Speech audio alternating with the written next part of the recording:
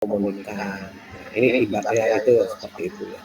Ini ada kenapa ada kotak-kotak kecil ini kita bagi dua, yang di sini sebagai peralatan jasmania ya, jasmania, di sini peralatan rohania ya. Kemudian di sini ada hasil peralatan rohania, hasil kerjanya.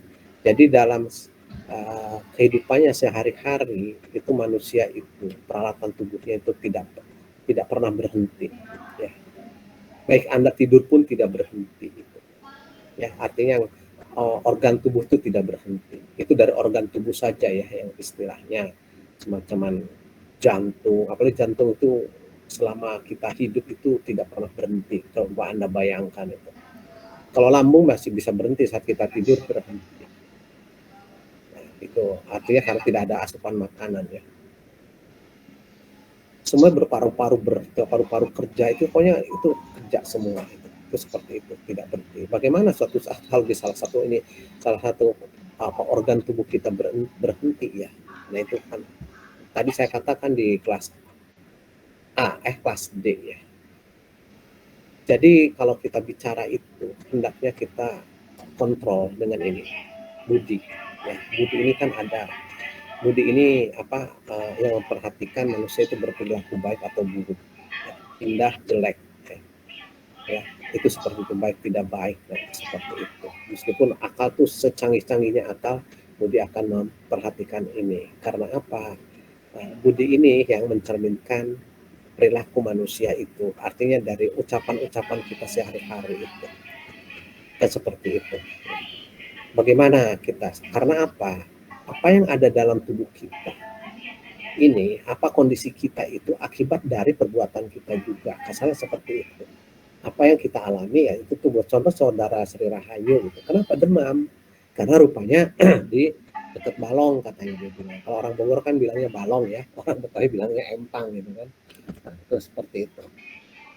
Nah, ternyata kena hujan dan sebagainya, itu akibat dia ada di situ. Jadi akibat yang dilakukan oleh manusia itu sendirilah itu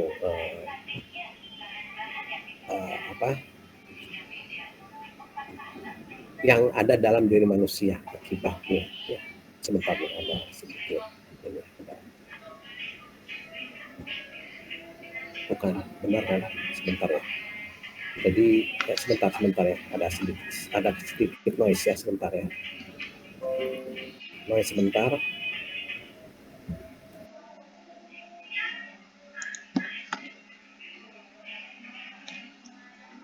It's like a Polaroid inside the computer.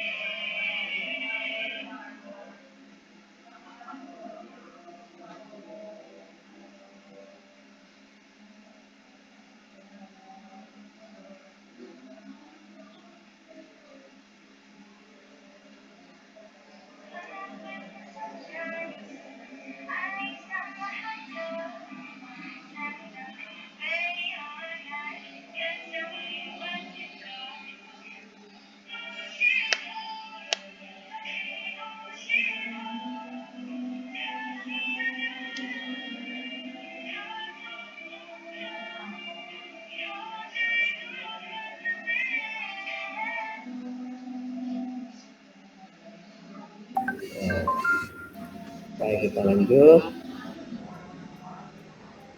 Sebentar. Ini ada sedikit noise nih.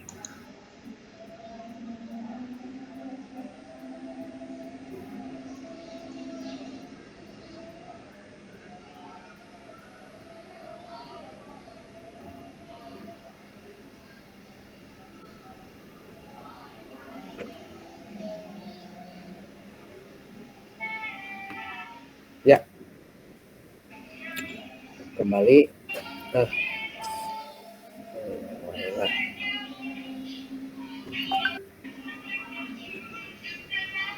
Ya, jadi itulah. Jadi kembali lagi, apa yang kita miliki, apa yang kita rasakan, apa yang kita miliki, kondisi tubuh kita memang semuanya berdasarkan dari apa yang kita lakukan. Nah seperti itu ya. Baik, nah ini proses ya. Nah disinilah yang disebut dengan yang ini apa? Kita lihat di sini kan proses itu. Nah kita lihat. Onong Uhyana Effendi mengatakan proses komunikasi terbagi menjadi dua tahap. Ada proses komunikasi secara primer, ada proses komunikasi itu secara sekunder. Bagaimana proses komunikasi secara primer? Bagaimana proses komunikasi secara sekunder? Mari kita lihat. Nah ini kalau menurut ini ya. Apa? Nah ini. Proses komunikasi secara primer ini dikatakan sebagai proses penyampaian pikiran dan atau perasaan seseorang kepada orang lain dengan menggunakan lambang atau simbol sebagai media. Nah, jadi kalau kemarin saya katakan lambang ya, simbol sebagai ini kalau Onong mengatakan ini simbol sebagai media. Kita mulut juga kita sebagai media, mata sebagai media.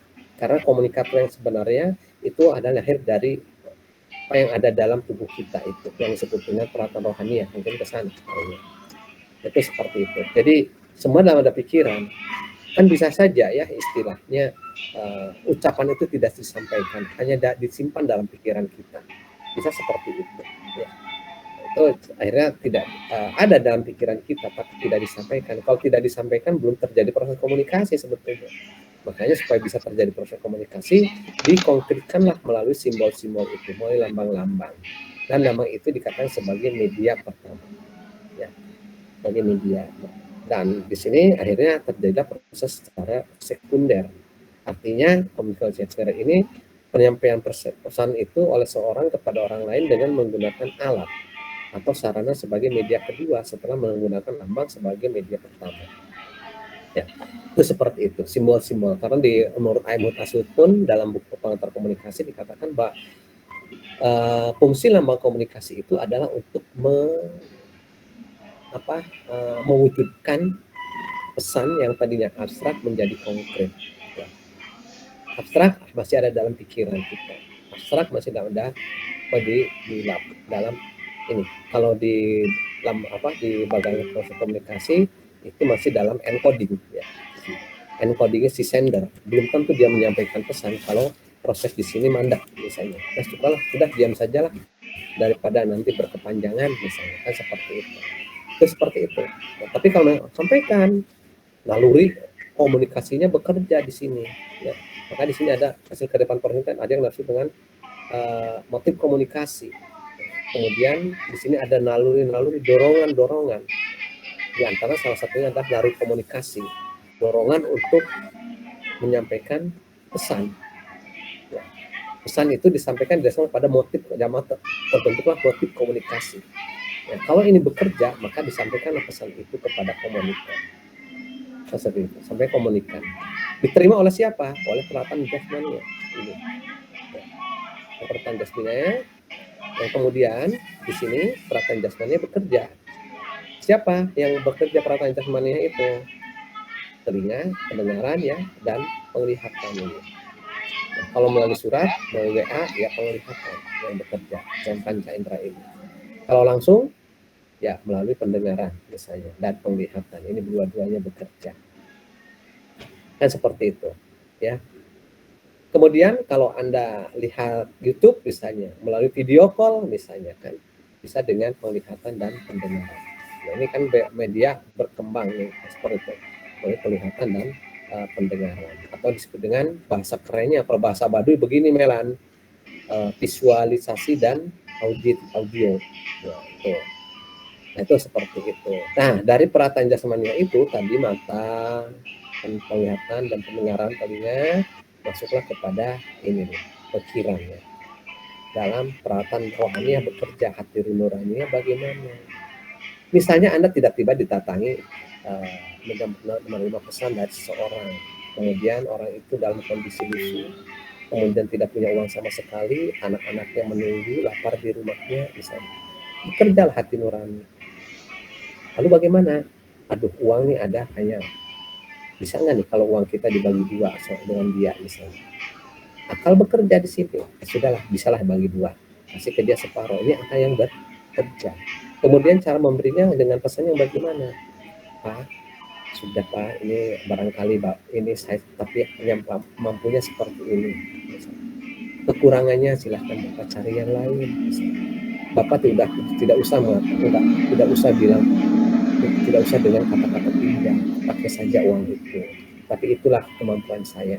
Seperti itu, ini budi yang bagaimana cara menyampaikan pesan itu seperti apa misalnya. Nah ini baru disampaikan lagi feedbacknya itu ya, seperti itu. Kan begitu ya. Ini suatu saat kan pernah saya misalnya didatangi oleh seorang orang kemudian pinjam uang karena mau berobat katanya, gitu. Saya bilang sudah, tapi saya hanya bisa memberi separohnya, kekurangannya silahkan dari yang lain. Tidak usah ini nggak usah dipikirkan, silahkan pakai. Itu seperti itu ya. Nah ini yang namanya pelan-pelan rohani bekerja. Kemudian hasilnya bagaimana sesuai dengan ini nih, setelah dipikirkan, setelah disinikan, pas apa hidupnya sama tidak, motif komunikasinya sama apa ya, kira-kira konsepsi kebahagiaannya bagaimana. Kalau diberi pinjaman mungkin terbentuklah konsepsi kebahagiaan dia. Mungkin kalau memberikan pinjaman berarti konsepsi kebahagiaannya terwujud misalnya. Nah seperti itu. Ya. Kemudian baru disampaikanlah pesan itu. Nah ini kalau kita lihat pekerjaan, saya kira Anda bisa memahami bagaimana proses berpikir manusia. Ini peralatan rohaninya bekerja, ya, akal budinya, hati nuraninya, ya. Kita tidak pernah lepas dari itu, ya. Dari hasil penglihatan masuk ke pikiran, ke hati nurani kita, masuk ke akal kita, masuk ke budi kita, dan muncullah seperangkat naluri. Contoh misalnya kita sedang di jalan, tiba-tiba mau belok, ada pengatur lalu lintas di jalan yang sifatnya anak muda misalnya. Kita ada naluri, ketika lihat ada ini. Kemudian bagaimana hati nurani kita misalnya, kasih jangan, kasih uang jangan. Tapi nurani tidak tega, kasih. Atau berapa harus dikasih? Kasih 2.000, 5.000, 10.000 atau 50.000 misalnya, kan begitu. Kasih 2.000. Kenapa? Akal bicara, ya. Akal bicara, kalau dikasih 10.000 maka uang persediaan akan ini juga disiapkan untuk yang lain-lainnya. Karena di perjalanan itu yang jadi pengatur lalu lintas bukan hanya dia. Suatu saat nanti jalan kita berhenti, ada parkir lagi, kita berhenti, ada parkir lagi, itu harus kita siapkan juga. Maka sudahlah, kita kasih 2.000 rupiah misalnya. Seperti itu. Nah itu kalau itu. Nah, budi bagaimana kasih dalam satu proses komunikasi itu ada 5 tahapan. 5 tahap proses komunikasi. Ya. Proses komunikasi yang terjadi ini kalau kita lihat dari sini, sender itu encodingnya. Proses komunikasi tahap 1. Proses komunikasi yang terjadi dalam diri manusia dan diri komunikator. Ini yang namanya proses encoding, istilah kata orang Baduy sih begitu ya. Jadi encoding. Padahal di sini ada proses pekerjaan peralatan rohaniah ya, dan proses kerja peralatan rohaniah bagaimana. Nah di sini proses berpikir dan sebagainya itu di encoding ini ya. Setelah selesai baru dia disampaikan lah, bentuk pesannya itu disampaikan melalui lambang-lambang pesan itu ya. Karena pesan itu disampaikan dengan bahasa bagaimana, apakah menggunakan media atau langsung karena komunikasinya dekat misalnya. Kalau sambil berhadapan ya langsung saja misalnya. Nah ketika itu langsung, nah ini tahap pertama. Tahap keduanya yaitu saat disampaikan pesan itu, yaitu tahap kedua itu saat komunikator menyampaikan pesan kepada komunikan. Jadi tahap 1 itu adalah merupakan proses komunikasi dalam diri komunikator, di mana di dalam terjadi encoding. Encoding itu apa? Ya, proses bagaimana perencanaan menyampaikan pesan itu. Bagaimana pembentukan pesan itu. Maka setelah itu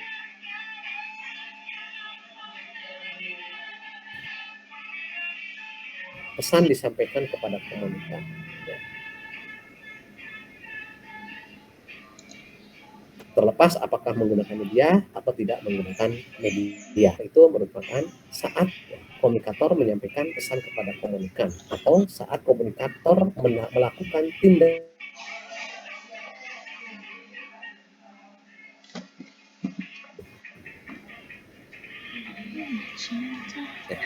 Nah, setelah tahap kedua dilakukan menyampaikan pesan, kemudian pesan itu diterima oleh komunikan, receiver, ya, receiver ini komunikan.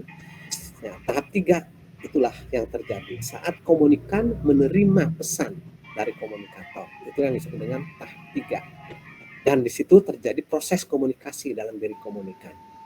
Ya. Maka dikatakan proses decoding di sini. Sama dengan dilakukan artinya proses di ini. Artinya decoding ini menerima pesan kemudian mengolah, ya. Apakah perlu menyampaikan pesan, melakukan feedback atau tidak. Nah, di sini ada proses decoding. Nah, proses pemikiran, ya. Kan seperti itu, seperti contoh.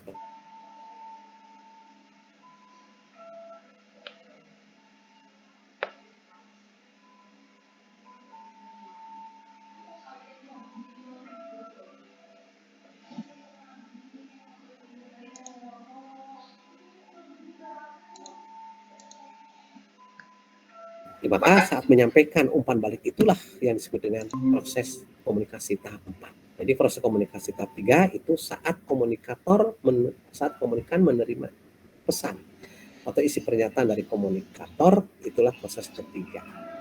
Saat komunikan menyampaikan umpan balik, itulah proses keempat. Artinya proses yang terjadi antara komunikan dengan komunikator. Kan seperti itu. Kalau tahap 3, proses komunikasi dalam diri komunikan. Sama dengan di sini, proses komunikasi dalam diri komunikator, proses encoding. Kan begitu. Saat menerima pesan komunikan, itulah terjadi proses komunikasi dalam diri komunikan. Ya. Bagaimana pesan disampaikan, apa perlu disampaikan umpan balik atau feedback atau tidak. Ketika perlu disampaikan, maka disampaikan feedback itu. Ya. Saat menyampaikan feedback itu atau umpan balik kepada komunikator atau atas pesan yang diterimanya umpan balik tersebut, itulah terjadi tahap keempat, yaitu saat komunikan menyampaikan umpan balik atas pesan yang diterimanya dari komunikator, umpan balik kepada komunikator. Nah, ketika komunikator menerima umpan balik, di sini terjadi lagi proses komunikasi dalam diri komunikator. Komunikator akan melakukan encoding lagi. Apakah perlu menyampaikan pesan lagi? Berarti 5 tahap berikutnya terjadi lagi seperti itu. Jadi satu proses komunikasi itu terjadi 5 tahap. Satu proses komunikasi. Kalau ketika menerima umpan balik, komunikator akan melakukan encoding lagi. Perlu menyampaikan lagi pesan atau tidak? Kalau melakukan penyampaian pesan lagi, berarti terjadi proses komunikasi berikutnya. Nah, itu seperti itu. Bagaimana kalau kita hitung saat ngobrol saja itu berapa kali proses komunikasi terjadi? Nah, itu seperti itu. Itulah yang namanya teori. Sebetulnya ucapan manusia itu, bicara manusia itu sejak lahir sudah ada gitu. Tapi bagaimana dipelajarinya? Karena semakin lama semakin biasa, supaya hidupnya berhasil, maka komunikasi juga harus betul-betul dilakukan dengan baik. Bagaimana komunikasi itu dilakukan dengan baik, dilakukan dengan benar, maka inilah prosedur-prosedur yang harus dilakukan. Dalam 5 tahap proses komunikasi seperti apa? Jadi kembali saya katakan, satu proses komunikasi dapat terjadi 5 tahapan peristiwa. Peristiwa 1, tahap pertama adalah proses komunikasi dalam diri komunikator, yaitu bagaimana tadi seperti yang saya katakan, terjadilah encoding, proses perencanaan penyampaian pesan. Setelah itu dilakukan, masuklah pesan disampaikan kepada komunikan. Saat menyampaikan pesan kepada komunikan, itu yang disebut dengan proses komunikasi tahap kedua, yaitu saat komunikator menyampaikan pesan kepada komunikan. Itu tahap ketiga. Kemudian diterimalah oleh komunikan pesan tersebut. Maka terjadilah proses komunikasi dalam diri komunikan, yaitu saat komunikan menerima dan memproses pesan yang terjadi dalam diri komunikan. Nah, itu proses tahap ketiga. Kemudian komunikan menyampaikan umpan balik kepada komunikator, dikatakan sebagai proses komunikasi tahap 4. Dan itu saat komunikan menyampaikan umpan balik kepada komunikator.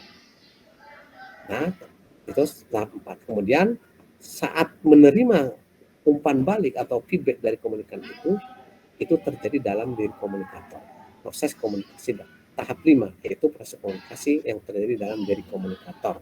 Di mana di sini komunikator memproses kembali atau encoding setelah menerima feedbacknya, sesuai tidak dengan motif komunikasi dimiliki oleh si pengirim ini atau sender itu, oleh komunikator itu seperti itu ya. Itu contoh-contohnya.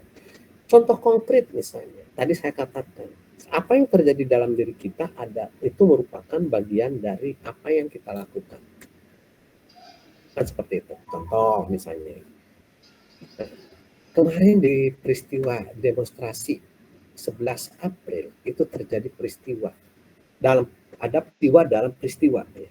Itu harus kita lihat. Peristiwa dalam peristiwa itu apa? Terjadi pemukulan terhadap salah seorang dosen UI. Itulah peristiwa yang terjadi dalam peristiwa demonstrasi. Maka dikatakan peristiwa dalam peristiwa.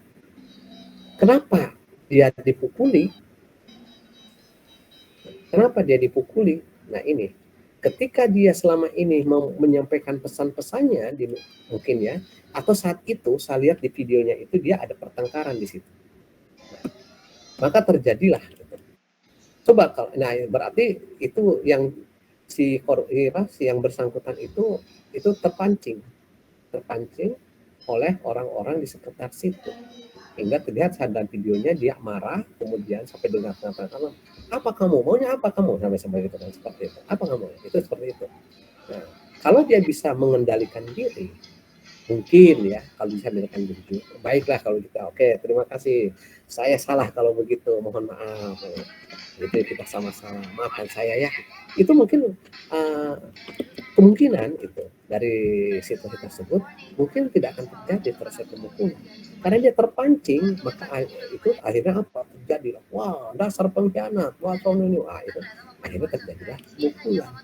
Nah makanya ketika kita lihat ya, mungkin juga si yang memukul itu juga sudah melihat di medsos-medsos itu ya, bagaimana pesan-pesan yang disampaikan oleh yang bersangkutan selama ini, misalnya khususnya mengenai umat Islam ini, misalnya mengenai agama Islam ini, kan seperti itu. Ya mungkin di situ puncaknya, kita tidak tahu gitu ya.